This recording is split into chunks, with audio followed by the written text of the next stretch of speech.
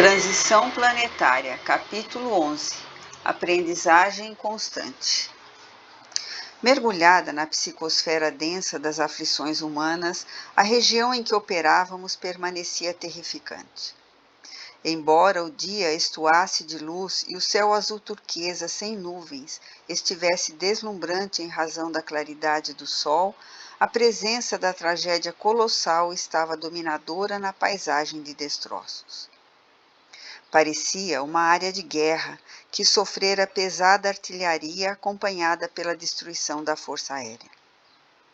Na praia imensa, antes paradisíaca, as árvores despedaçadas balouçavam sobre as ondas tranquilas, ao tempo que se acumulavam nas areias e na vastíssima região atingida pela destruição da fúria do tsunami. As pessoas revolviam os montes de entulho, tentando encontrar os cadáveres dos desaparecidos, agindo como dementados sem rumo.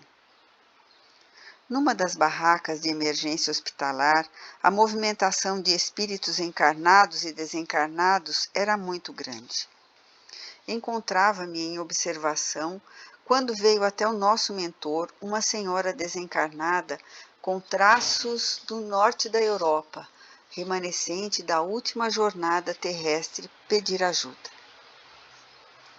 Sintetizou a rogativa, informando que o neto, jovem de 25 anos, visitava a região com frequência, acompanhado de amigos do seu país, para desfrutarem das regalias do prazer que ali eram concedidas em larga escala aos seus visitantes. Portador de caráter vil, usuário de drogas químicas, atraía as jovens inexperientes e sonhadoras locais pelo porte atlético e pela habilidade no surf em que se destacava no meio de todos. Em razão desses requisitos, tornara-se um conquistador insensível, que se comprazia em corromper as vítimas, empurrando-as para a drogadição e o comércio carnal. Financiava a viagem de algumas interessadas em aventuras e comercializava-as com organizações mafiosas que a transformavam em escravas do sexo no seu e noutros países por onde circulava. Logo, porém, as moças lubridiadas chegavam às cidades nórdicas da Europa, tomavam-lhes o passaporte e explicavam-lhes que teriam que pagar o empréstimo das passagens e de tudo quanto a partir dali lhes fosse oferecido. O tipo exótico das moças, quase adolescentes, em relação aos padrões europeus, na maioria fascinava a clientela viciada, e quando se davam conta era demasiado tarde para qualquer providência salvadora. Já se lhe tornara habitual a conduta infame em que se comprazia, mas era seu neto, o infeliz, por quem rogava socorro. A avózinha, pois, era o espírito que pedia ajuda. Tentara inspirá-lo à mudança de comportamento. Mantivera reiterados encontros na esfera dos sonhos, não logrando qualquer resultado saudável. Comovendo-se, silenciou ante o benfeitor atento e completou. Estou informada por espíritos generosos do labor que o nobre amigo vem realizando com a sua equipe e, embora se trate de um caso especial, suplico a ajuda possível. Ele encontrava-se no Hotel X à hora do sismo e foi arrebatado pela onda gigante que o carregou com o edifício em desmoronamento.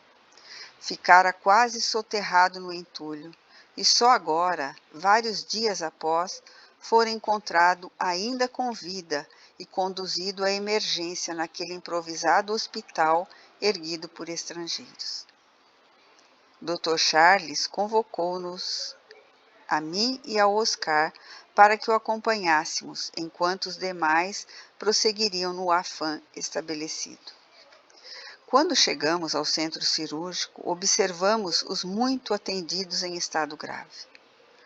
Colocado no aparelho para os estudos computadorizados, os médicos concluíram pela delicadeza do seu quadro.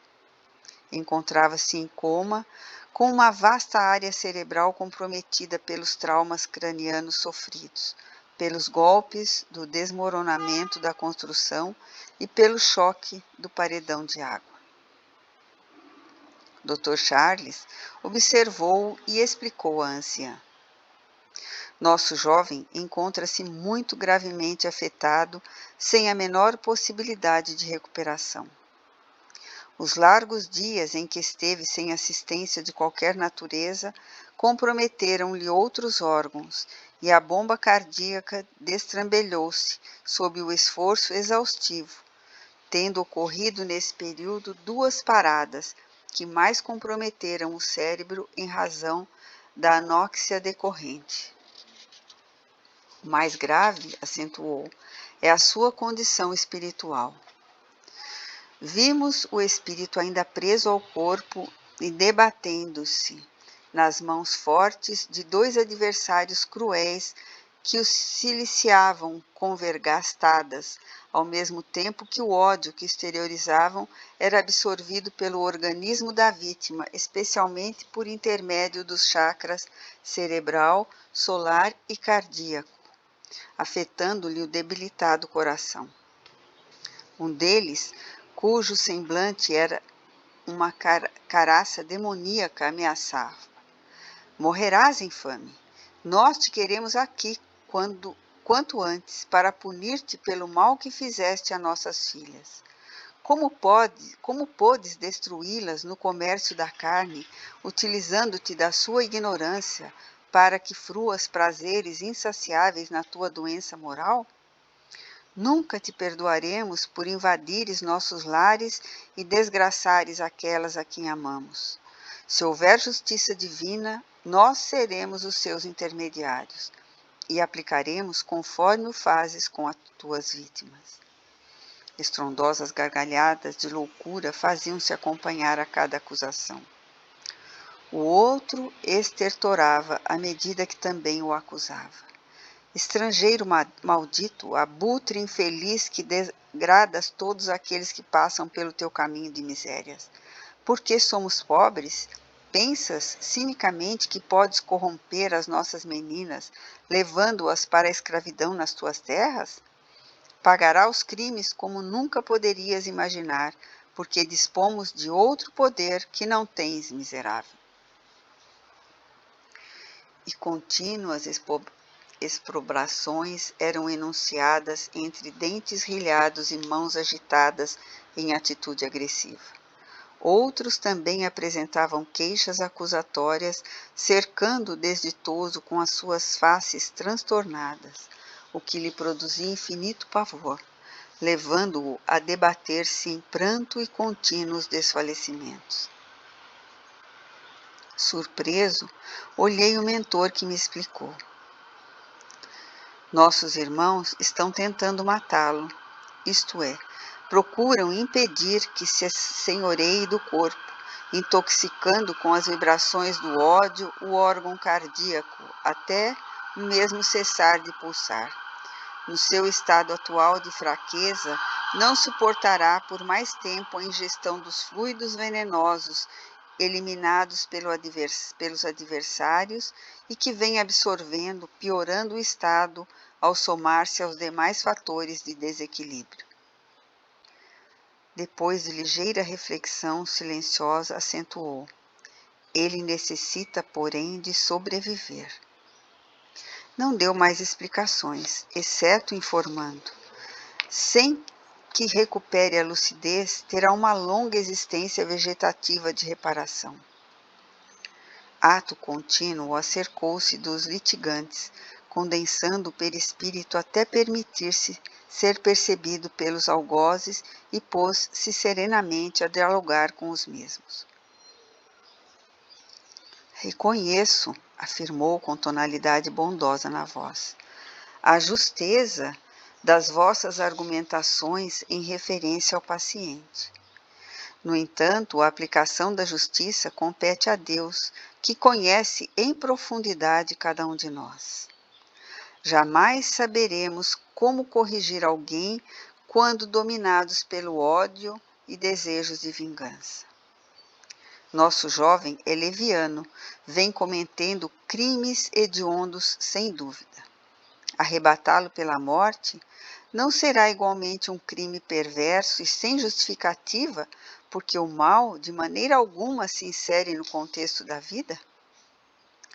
Considerando-se, portanto, a circunstância, a vossa disposição de discipliná-lo, de retê-lo no além-túmulo, a fim de apressares a sua punição violenta das leis soberanas, porque ninguém tem o direito de tomar nas mãos a clava da justiça.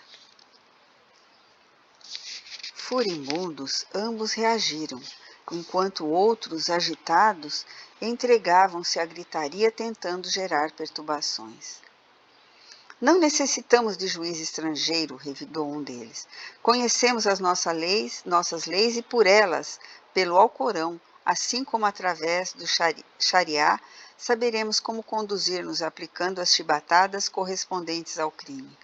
E são vários os crimes de desonra e degradação de vidas por ele cometidos. Portanto, na terra, punidos com a pena de morte, o que estendemos até aqui?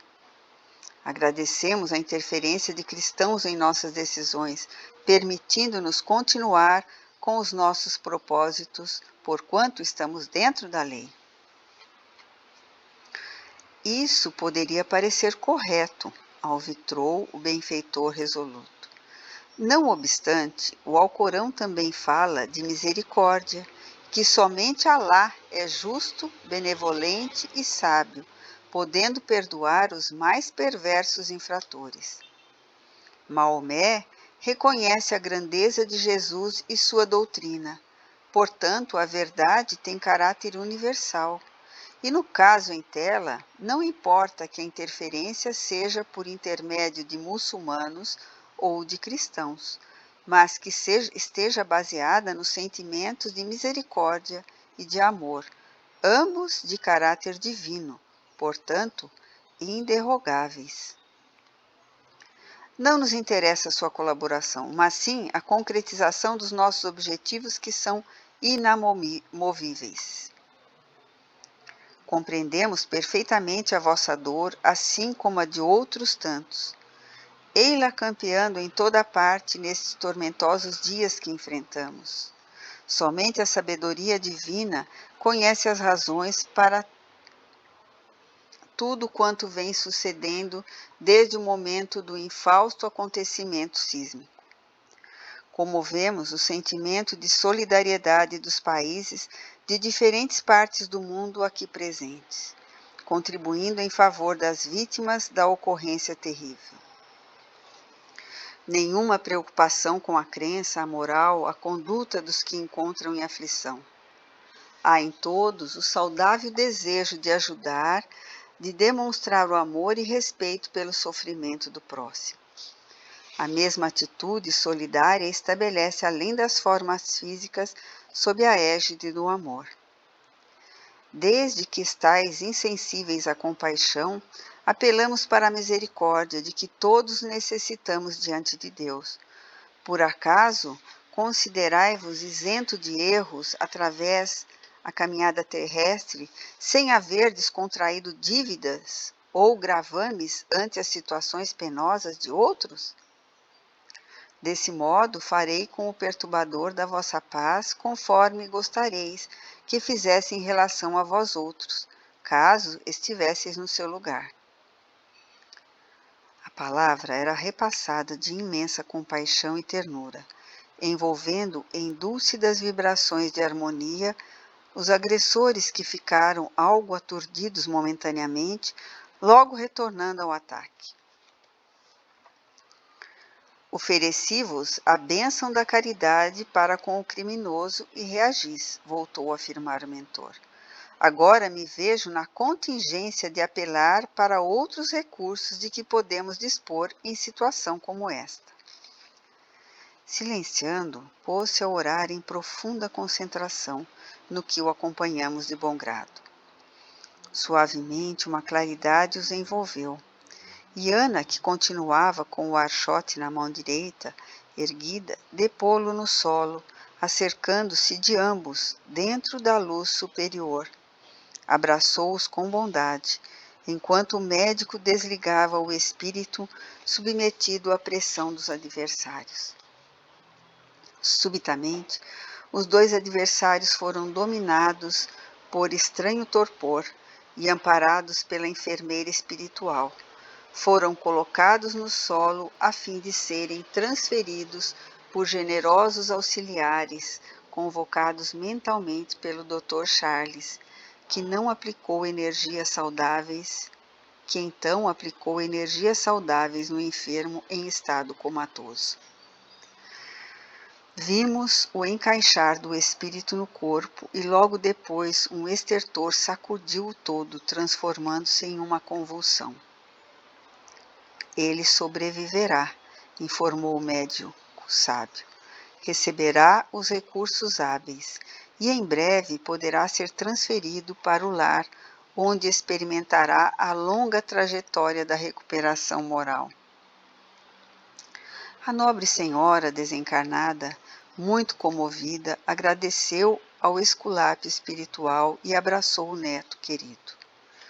Quando retornávamos para os labores sob nossa responsabilidade, e porque me parecesse oportuno, pedi licença e interroguei. Pelo que depreendo, os adversários espirituais tramavam-lhe a desencarnação, não é verdade? Sempre bondoso, o atento orientador respondeu: podemos chamar essa agressão como uma tentativa de homicídio espiritual. Isso ocorre com frequência? Interroguei-o surpreso. Sim, esclareceu, com mais frequência do que se imagina. Nunca devemos esquecer-nos de que este é o campo das causas, o mundo espiritual onde se originam as ações e feitos que se materializam na Terra. Fonte de sublimes inspirações, também origina reações devastadoras quando seus autores se encontram nas faixas primárias da evolução. Em colônias de dor e de sombra, mentes perversas elaboram programações desditosas que inspiram os deambulantes carnais, instabilizando-os e auxiliando-os nas suas desvairadas aplicações. Em parceria psíquica, hipnotizam aquele com os quais conviveram na esfera espiritual e esses desalmados perseguidores do bem e utilizam-nos com uma frieza que nos choca, procedente desse modo das suas construções mentais devastadoras. Detido, o espírito encarnado nas malhas vibratórias dos seus desafetos, em razão dos comprometimentos morais para com eles, torna-se sujeito à sua injúria infame, experimentando dores acerbas que podem provocar no corpo desastres orgânicos. A mente é portadora das energias que se movimentam através da aparelhagem carnal e, quando são deletérias, produzem efeitos compatíveis. Da mesma forma que uma emoção forte, um estado de vigília danifica o organismo e provoca distúrbios muito graves na maquinária fisiológica, aquelas que têm lugar durante o parcial despreendimento pelo sono, pelo coma ou situações equivalentes, repercutem nas células danificando-as ou harmonizando-as, se defluem das alegrias e bênçãos que se vivenciam. Tudo quanto ocorre no soma procede da psique, portanto do espírito, que é o condutor do carro material. Nossos irmãos, embora vinculados à doutrina muçulmana, conhecem a realidade da vida após a morte e comportam-se, qual ocorre também com incontáveis cristãos desencarnados e inumeráveis cidadãos comuns, crentes ou não na imortalidade. Não são poucos aqueles que se aperfeiçoam em comportamentos perniciosos antes da reencarnação, a fim de poderem dar-lhes expansão durante a jornada orgânica. A realidade é a mesma, variando as formas de exteriorização, assim facultando que todos estejamos envolvidos pelas suas poderosas manifestações. Mais uma razão para que sejam divulgados os conteúdos imortalistas a todas as criaturas, para melhor poderem conduzir-se enquanto vige o período da reencarnação. Conhecimento da verdade é libertador, porquanto se inculpe no pensamento e nas ações, orientando o ser no seu desenvolvimento iluminativo. Nesse interim, chegamos à nossa área de atividades habituais e prosseguimos no atendimento aos irmãos desesperados, que a morte surpreendera sem aviso prévio e que, mergulhados no fascínio do corpo, nunca se deram permissão para reflexionar em torno da inevitável presença da morte.